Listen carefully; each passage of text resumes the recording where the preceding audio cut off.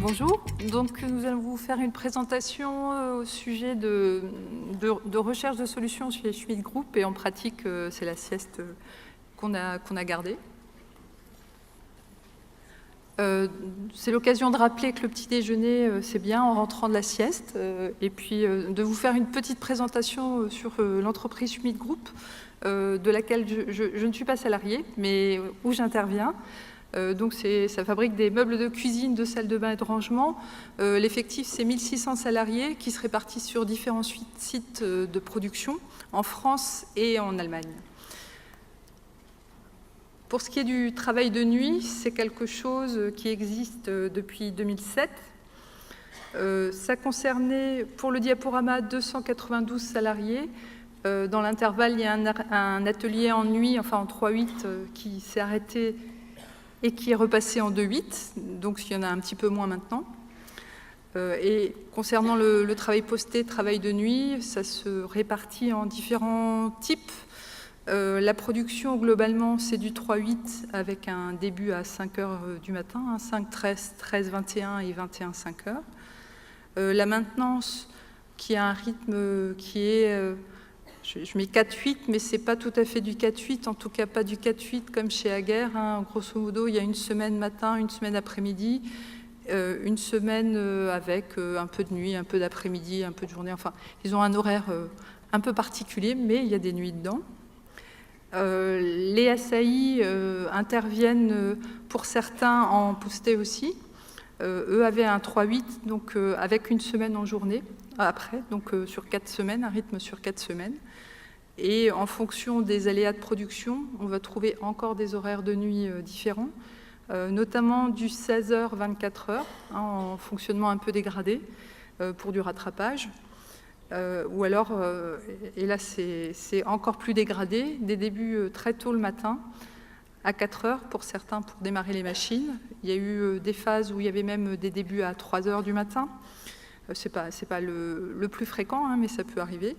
Et pareil en horaire de fin, notamment quand il y a une grosse production où les gens souvent font un peu plus d'heures, ils finissent vers 22 heures, voire 23 heures. Alors je vais laisser la parole à Monsieur Reinbold, puisque le travail de nuit et le travail posté, c'est bien de laisser parler ceux qui le font. Vous le faisiez ? Bonjour à tous. Donc, salarié en cuisine Schmidt depuis 18 ans. J'ai eu l'occasion donc de faire des équipes en 3/8 et en 2/8. Donc, j'ai pratiqué les 3/8 durant 9 ans, où pendant 8 ans tout s'est toujours très bien passé. Et suite à ça, j'ai commencé à avoir des problèmes d'endormissement. Donc, fin de poste à 5 heures du matin, en gros couché à 6 heures du matin, réveil à 7h30, 8 heures. Donc, plus aucun moyen de m'endormir. Ni de faire de sieste l'après-midi ou encore le soir avant de reprendre le poste. Donc après une année de somnifères qui ne m'aidait pas non plus, en discutant avec le docteur Chéniaud et mon médecin généraliste, je suis allé voir un neurologue et finalement pour aboutir à une étude de sommeil où il s'est avéré qu'effectivement je rentrais dans une première phase de sommeil et je me réveillais directement. Donc prise de poids, perte de poids, exécrable à la maison. Voilà, tout ça, ça faisait pas bon ménage. Là maintenant, ça fait 3 ans à peu près que je ne fais plus les équipes de nuit. Et il m'a fallu à peu près une année pour, on va dire, récupérer un sommeil de qualité. Bon, savoir qu'actuellement, je dors entre 3 heures et 5 heures par nuit. Voilà. C'est mieux que les 2 heures d'avant, donc voilà. C'est le poste de nuit. Pour passer le poste de nuit, ouais. Ah oui, alors bon, après il faut aussi savoir que donc, nous avons mis les micro-siestes en place depuis quelques temps maintenant, mais on a pas mal de collègues, de salariés qui ne le font pas, qui s'autocensurent par peur de représailles, alors que c'est tout à fait toléré, parce qu'on le propose, mais qui donc finalement vont se retrouver en équipe du matin ou alors en équipe de nuit, aller aux toilettes pour essayer de s'endormir un petit quart d'heure, 20 minutes, afin de passer plus facilement cette peine. Voilà.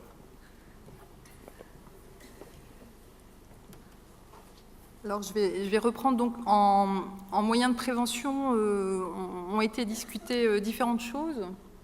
Et d'abord, les horaires de poste. Donc, ça regroupe un petit peu et recoupe ce que disaient les gens de la guerre. C'est vrai que le début de poste à 5 heures est pour moi et pour beaucoup d'avis très préjudiciable au sommeil, puisque ça ampute lourdement le sommeil profond, le bon sommeil qui est plutôt dans les eaux où les gens se lèvent.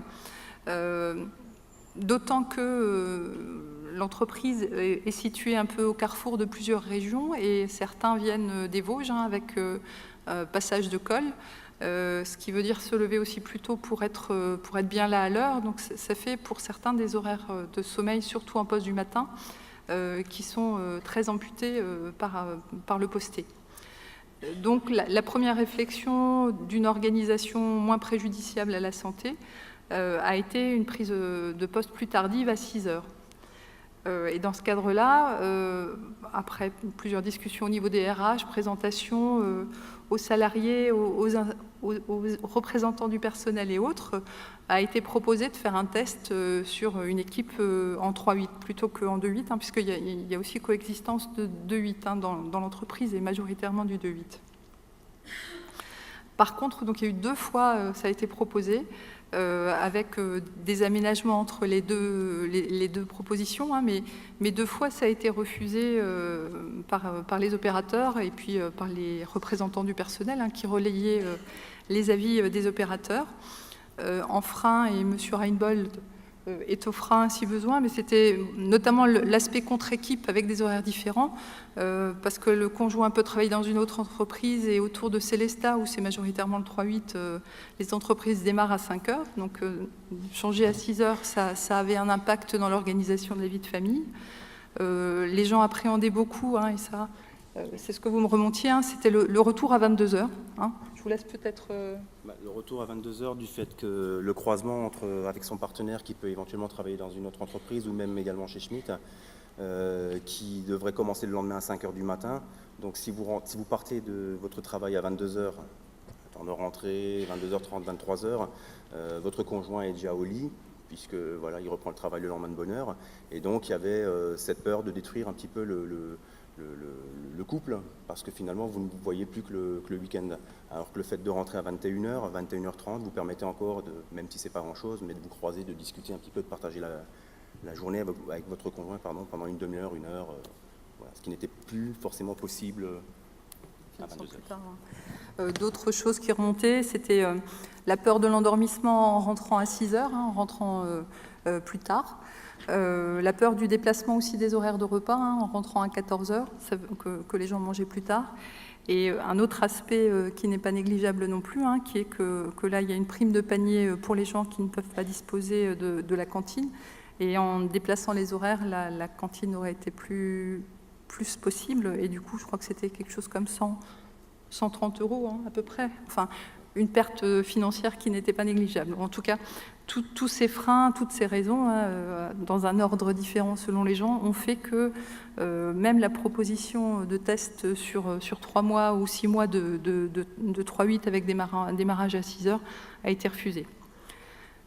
Il a donc fallu réfléchir à d'autres solutions et a été alors créé un groupe de travail qui associait un membre des ressources humaines, un délégué du personnel, membre du CHSCT, M. Reinbold, qui était dans l'histoire, un chef d'atelier, un responsable de production, l'infirmière du site et moi-même.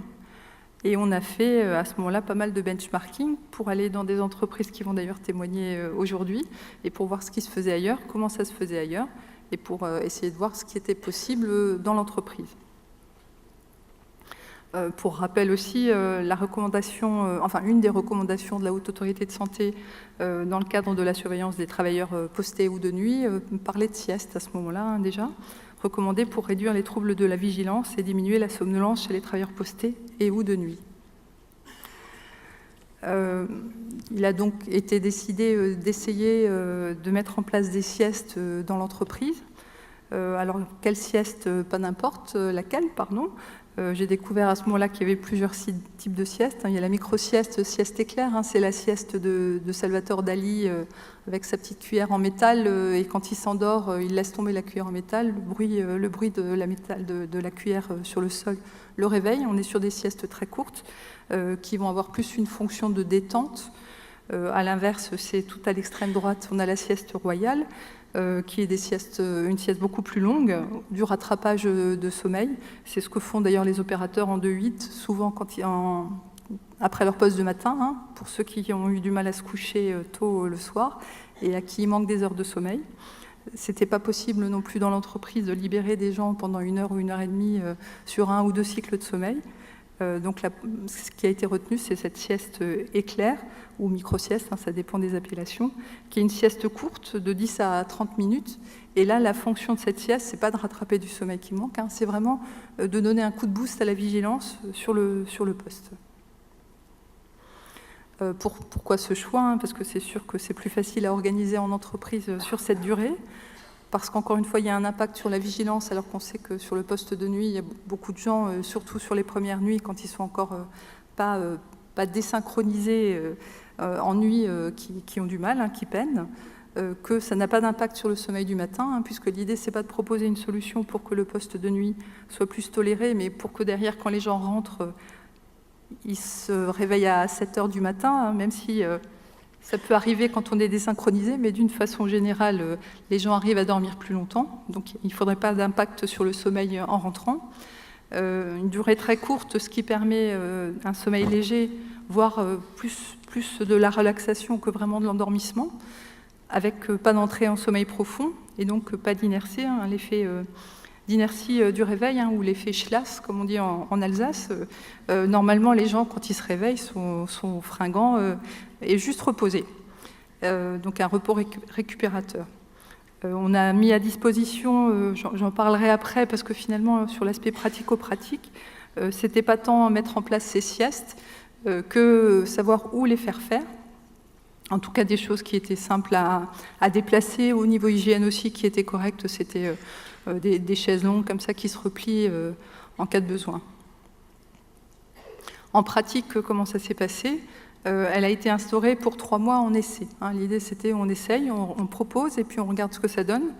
Elle était sur le temps de travail, donc payée. Les gens pouvaient siester ou ne pas siester, mais en tout cas, ça n'était pas déduit de leur salaire. Au début, pour voir comment ça allait se passer, et parce qu'on ne savait pas combien de personnes ça allait représenter, elle a été limitée au CDI. En 3-8, il y a quand même pas mal d'intérimaires, mais il fallait quand même faire tourner les machines, les lignes. Donc, comme on ne savait pas combien ça allait représenter de personnes, on l'a limitée au CDI. Et on a évalué avec des questionnaires avant-après, avant et 3 mois plus tard. Avant de mettre en place ces siestes, on a expliqué aux opérateurs comment ça allait se passer. On a parlé notamment du fait que ce soit des siestes courtes, puisque les gens avaient peur de s'endormir souvent. Enfin, il y avait des résistances par rapport à ça, en expliquant ce que ça allait être, en rappelant comment ça allait se faire, en rappelant aussi que les encadrants encadraient déjà la production, qu'ils ne pouvaient pas non plus faire la police. L'idée, c'était vraiment qu'il y ait de l'autodiscipline, et c'était aussi l'idée de ce test sur 3 mois, c'est de voir comment ça se passe. Est-ce que les gens suivaient, jouaient le jeu et respectaient les règles, à savoir 20 minutes poste à poste et pas plus, puisqu'il y avait une production à faire aussi quand même. Les consignes qui étaient données aux gens pendant la formation, c'était quand faire cette sieste, c'est quand leurs besoins se faisaient sentir. Il n'y avait pas d'heure type, ça dépendait vraiment des gens, mais que globalement, s'ils sentaient les yeux qui picotaient ou sensation de coup de barre, c'était le moment d'aller essayer de faire la sieste. Après avoir vérifié avec le chef d'équipe que c'était OK, sur U1, enfin sur un des sites de production, il y avait 2 salles de sieste avec 2 transats à chaque fois, donc c'est sûr que on ne pouvait pas y aller à 10 en même temps. La durée était rappelée comme étant 20 minutes de poste à poste, ce qui représente en fonction des ateliers et du temps de trajet pour aller à la salle de sieste entre 10 et 15 minutes de repos allongé. Le test a été fait donc sur un atelier test en 3-8 au printemps 2016. Et 3 mois plus tard, on a refait une évaluation pour voir ce que ça donnait en redonnant des questionnaires. Sur les 70 salariés concernés, 20 ont testé les siestes. sur l'aspect production qui était quand même un critère pour l'entreprise, à savoir est-ce que la mise en place de cette sieste n'allait pas perturber les choses, ça s'est bien fait, il y avait une bonne autorégulation, il n'y avait pas de gens qui allaient fumer 20 minutes au lieu de faire la sieste, hein, c'était bien régulé, il n'y avait pas de souci par rapport à ça.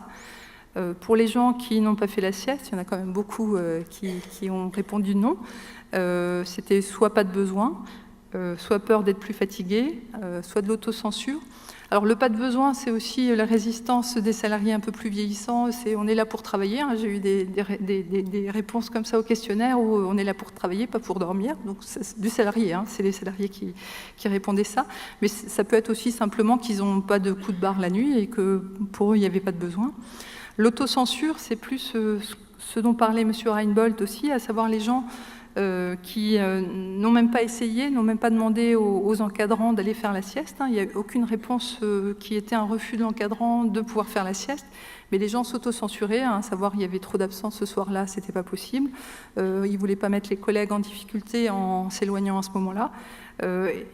Et donc, ils n'ont pas essayé parce qu'ils pensaient que ce n'était pas faisable. Je rentre la maintenance dedans aussi. Hein. La maintenance en pratique ne fait pas de sieste non plus parce qu'ils considèrent qu'ils n'ont pas le temps. Quelques petits résultats sans vous noyer. Le petit fromage à gauche, c'était les moments où les gens ont ressenti ce besoin de faire la sieste. On voit que c'est globalement harmonieusement répartis, hein, donc un tiers, hein, entre 1h et 2h, 2h et 3h, 3h et 4h dans la nuit. C'est là que les gens ont ressenti le coup de barre. Hein. La réponse était quand? Au moment où j'avais le coup de barre, et cet horaire de coup de barre variait selon les gens. Le nombre de fois, 3 mois plus tard, où les gens ont fait la sieste, il y en a grosso modo un tiers qui ont testé une fois, alors pas forcément approuvé, mais en tout cas ils ont essayé. Un gros tiers qui a essayé plusieurs fois, parce qu'il en a ressenti plus le besoin. Et on a eu un tiers qui était plus convaincu et qui les répétait 1, 2, 3 fois par semaine, plusieurs fois. Les résultats aussi en matière de santé, hein, de santé au travail, c'était que pour la majeure partie des personnes, le coup de barre est passé grâce à la sieste, hein, donc elle a rempli son usage. 13 personnes aussi se sentaient mieux. Le poste de nuit était ressenti mieux supporté, là aussi pour une majorité de personnes. Et un point important aussi par rapport au risque d'accident et au retour, 12 personnes sur les 14 répondants se sentaient plus vigilants au retour quand ils ont repris leur véhicule, ce qui est plutôt pas mal aussi. Il y a juste une personne qui a eu plus de mal à s'endormir en rentrant chez lui. Cela dit, en creusant, il y a eu des aménagements et peut-être des compléments d'information à faire aussi, hein, puisqu'il y a des gens croyant bien faire qui ont cumulé la pause repas de 20 minutes avec la pause sieste de 20 minutes en se disant j'ai 40 minutes, je pourrais me reposer plus longtemps.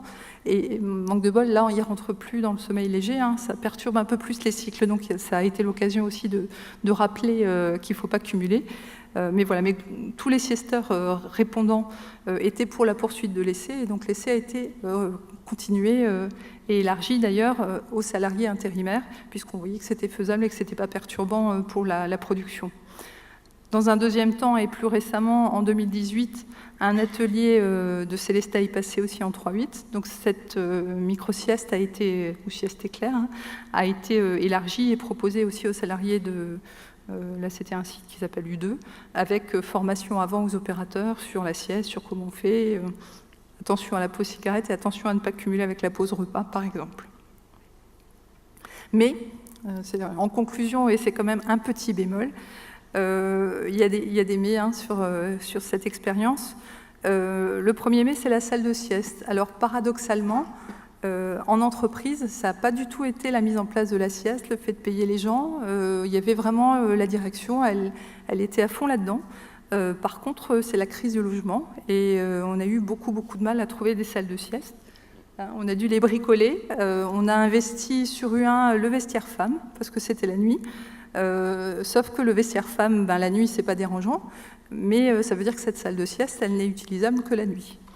Se pose aussi le problème du bruit en fonction de l'endroit où est la salle, hein, du bruit la nuit pour se reposer, pour bien se détendre, de la lumière. Hein, là, sur un des sites, il y a un spot qui s'allume par moment. Enfin, voilà, les conditions, la salle de sieste, c'est pas forcément idéal et c'est compliqué.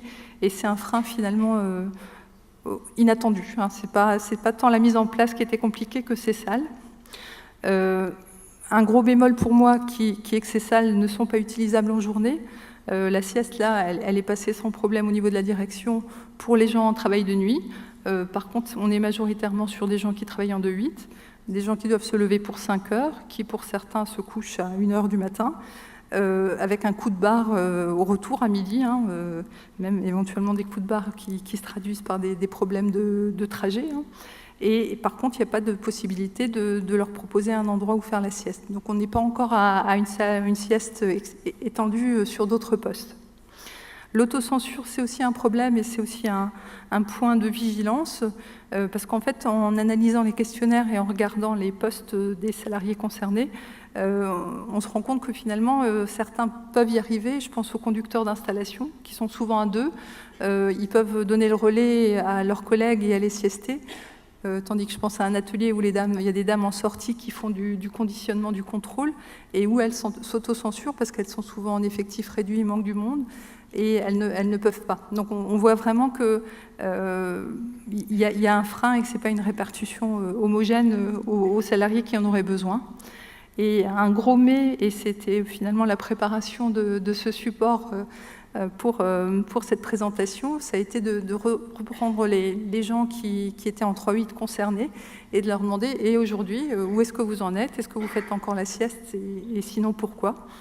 Et à ma surprise, et pas bonne surprise, hein, il n'y a plus que 2 salariés qui font encore les siestes en juin 2018 quand j'ai posé le questionnaire. C'est une piste de travail pour moi. Alors, parmi les réponses, il y en a qui répondaient qu'ils n'avaient pas de besoin.